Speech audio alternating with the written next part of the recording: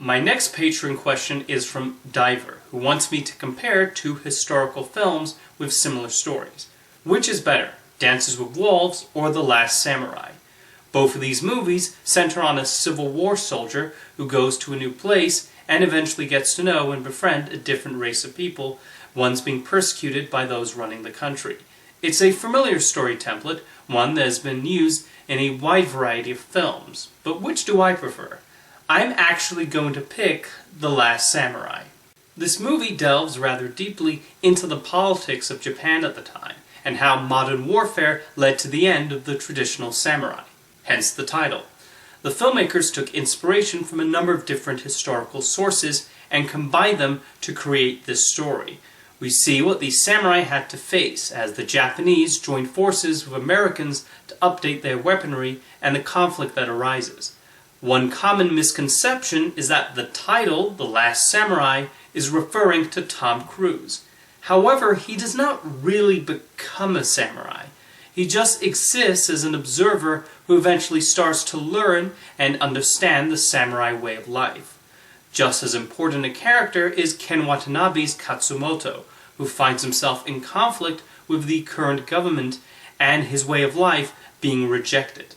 The central theme of the film is about the differences in the old and new ways of fighting, and director Edward Zwick is able to show that through the many stunts and choreographed battle scenes featured in the movie. Zwick is primarily known for making large-scale epics, and The Last Samurai is certainly one of his biggest productions. We have a good amount of stunning shots, a stirring score by Hans Zimmer, elaborate production design, and excellent costumes. Although most of this film was actually shot in New Zealand rather than in Japan, but that's Hollywood movie magic for you. As I said, there's a lot of political talk in the movie, but that's needed to provide the context for what the Japanese Empire and government are doing, and the backdoor manipulation involved in dismantling the samurai.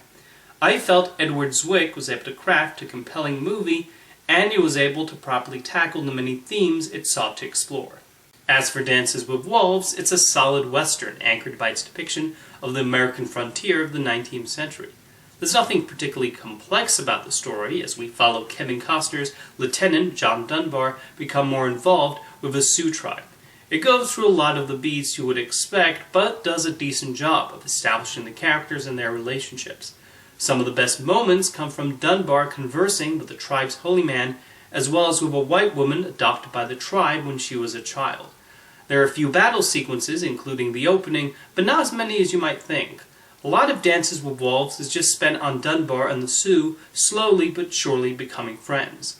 Like I said, hardly the most complicated story in the world.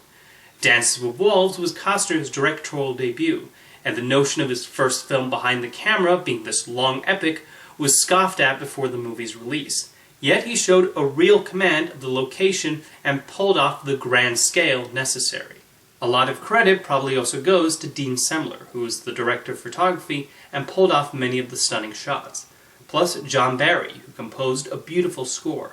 I've often gotten the feeling that cinematographers and composers love working on westerns, as the wide-open plains can provide a lot of visual and musical inspiration, and they have so many classic entries in the genre to draw from as an influence.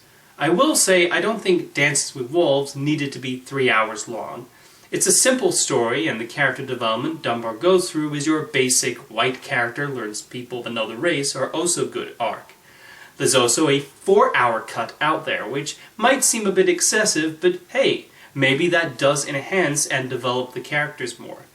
Dances with Wolves won 7 Oscars, including Best Picture, although Goodfellas would have probably gotten my vote that year.